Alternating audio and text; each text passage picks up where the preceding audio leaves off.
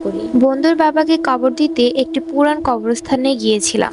কবরের মাটি দেওয়ার সময় আমার একটা পা একটা গর্তে পড়ে যায়। তারপর আমি পা উঠাতে গিয়ে বুঝতে পারি এটা ছিল একটা পুরাতন কবর। পায়ে একটা হাড় ঢুকে পড়েছে।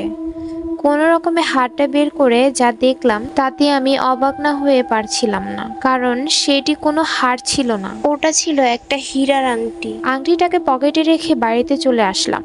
রাতে ঘুমাতে যাওয়ার আগে আংটিটাকে একবার দেখে নিলাম। কবরের ভিতর আংটি কি করে আসতে পারে? মৃতকে তো আর আংটি পরিয়ে কবর দেবে না। এইসব ভাবতে ভাবতে এক সময় ঘুমিয়ে গেলাম। গভীর রাত। আমি স্পষ্ট শুনতে পাচ্ছি কেউ একজন আমাকে ডাকছে, কিন্তু কি ডাকছে সেটা আমার জানা নেই। ভয়ে চোখ খোলার সাহস পাচ্ছি না।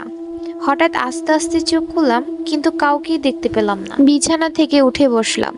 দরজার দিকে চোখ যেতেই আমি শিউরে উঠলাম। একটা কালো অবয়ব আমার দরজার সামনে দাঁড়িয়ে আছে, যেন একটা ছায়া, যার সারা শরীর থেকে ধোঁয়ার মতো কিছু বের হচ্ছে। আস্তে আস্তে আমার সামনে থেকে পুরো উধাও হয়ে গেল। আমি চারপাশে তাকে খুঁজতে শুরু করলাম, কিন্তু সে কোথাও নেই। এই মুহূর্তে আমার মনে অনেক প্রশ্ন। কে ছিল সে, আর উধাও হলো কিভাবে? এইসব ভাবতে ভাবতে শুয়ে পড়লাম।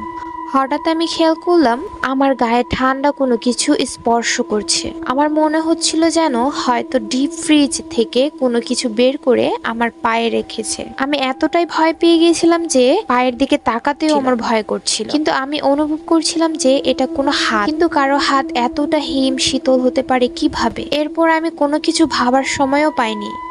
সেই হাতটি আমার পা ধরে টান দিতে শুরু করে। আমি ভয়ে চিৎকার করতে থাকি, কিন্তু আমার মনে হচ্ছিল যেন আমি চিৎকার তো করছি, কিন্তু আমার মুখ থেকে কোনো আওয়াজ বের হচ্ছিল না। আমি আমার শরীরের সমস্ত শক্তি দিয়ে চিৎকার দিয়েছিলাম একটা। তো যাই হোক, আমি শুধু সেই কালো অবয়বের দিকে তাকিয়েছিলাম। সে তখনও আমাকে টেনে নিয়ে যাচ্ছিল। এক সময় আমাকে এমন একটা জায়গায় নিয়ে গেল, সেই জায়গাটা ছিল খুবই অন্ধকার। আমি কিছুই দেখতে পারছিলাম না। আমি সেই অবয়বের দিকে তাকিয়ে অবাক হয়ে যাই, কারণ এতক্ষণ শুধু ছায়া ছিল, কিন্তু এখন তার উপর একটা সাদা শাড়িও রয়েছে। রয়েছে একটা মুখ, হয়তো কোনো মেয়ে। হঠাৎই মেয়েটি কান্না করতে শুরু করলো। অদ্ভুত ধরনের কান্না।